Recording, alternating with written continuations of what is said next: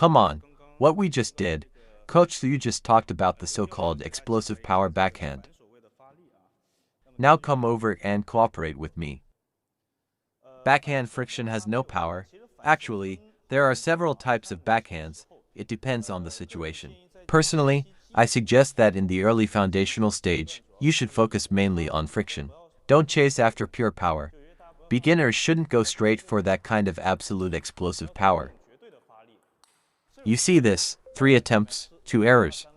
That kind of power only works when you have a very solid foundation of basic skills. Only then can you execute it. So my suggestion is, when you first start practicing backhand loops, the first thing you need to learn is this. You must learn to use your body to play. Your body is the most stable element. When playing, don't rely on your hands. If you rely solely on your hands, you simply cannot stabilize your movement or your shot execution. The real stability comes from your body. The body accounts for 80%, or let's say 75%. That's the proportion. Now, how do you use your legs? Posture is key. Your feet must be slightly wider than shoulder width. If your feet are shoulder width, no matter how low you squat, you're just bending your knees downward. Your legs get tired, your knees get tired, but you cannot fully transfer the power from your legs into the ball. With the legs, I barely use my arms. I just use my wrist and fingers to find the ball, my body to locate it. And then I give a small squeeze with my wrist and fingers. Let me show you the effect of using mainly your legs. Watch, mainly legs. My arms barely move, almost still, and honestly, this quality is already enough for the average amateur level, or even for beginners. Once you have this foundation, you can then add a quick burst of acceleration from your legs, combined with better hand coordination.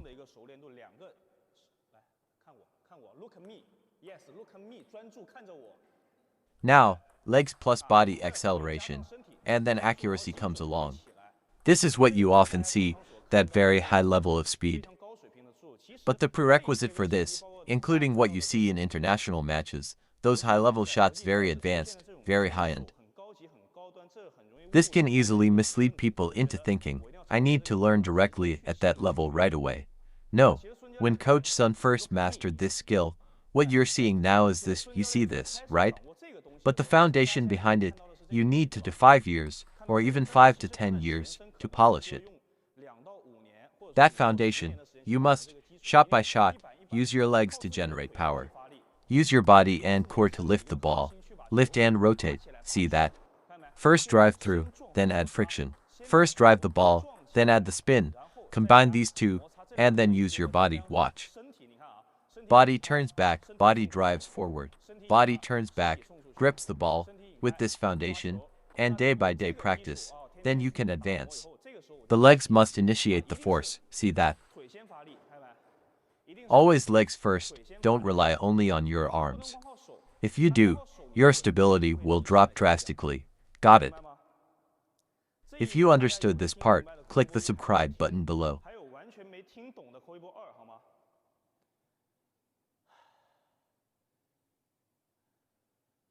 Long time no see. Although I has announced my retirement from coaching, I will still continue sharing table tennis techniques with everyone. Alright, so basically everyone understood. And why must you use your body? Because when looping against backspin, many people think it's all about the forearm, wrists, and fingers, but actually, it's more about the legs. Transfer power from the legs and waist. Power comes from the ground, right? Transfer it up like this. Then the wrist and fingers are just passively flicked. Not like this. Not that the legs don't move, or the legs don't push and the hands actively force it. That's called active hand power. In fact, the hand is more about passively transmitting your power. Your stability and power mainly come from your legs, your core, your waist and abdomen, and your hips. So at that moment, when your legs push off the ground, legs drive, your hands already have power, right? Then you focus primarily on gripping the racket with your wrist and fingers, grabbing the ball. Especially when you first start practicing backhand loops, you need to feel that grab of the ball. The longer the ball stays on the rubber, the better. And here's a small tip. When looping, try to make the ball's trajectory a little shorter. That way, you can really bite into the ball. Legs transfer, yeah. It's definitely not that as soon as you meet the ball, you move your hands first. No, not like that. Don't start with your hands first. Keep your hands in front of your body. Against backspin, you rely on what? You sink down with your legs, that brings your racket down automatically. Then use your legs to cancel out the spin. Wrist and fingers passively grip, watch the legs swing. As soon as you grip the ball with your wrist and fingers, you've got it. Alright, now, everyone's favorite move, general drawing the sword, the move everyone likes. It's actually the same principle. It requires a very low center of gravity, feet wider than shoulders, then push upward from the ground. Then grip with wrist and fingers. Watch. Grip, friction, grip, friction. That's when the general drawing the sword power is fully transmitted. It's not about actively forcing with your hands. Look, do you understand this point?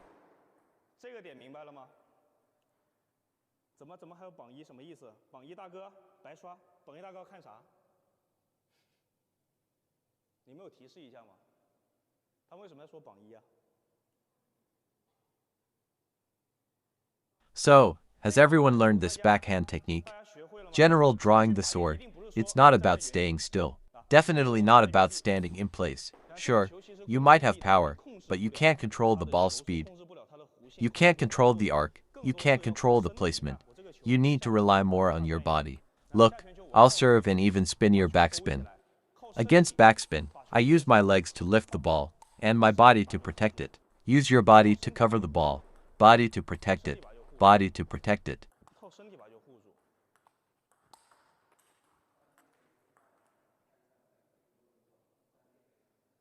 Can you see from this angle? Ah, you said I should come over here, then you go over there. Against backspin, it's all about using your legs. Take that away. Too much repetition. More backspin shots depend on your legs, not on. Don't just think about your hands as soon as you see backspin. First, get your legs down. First, lower your legs.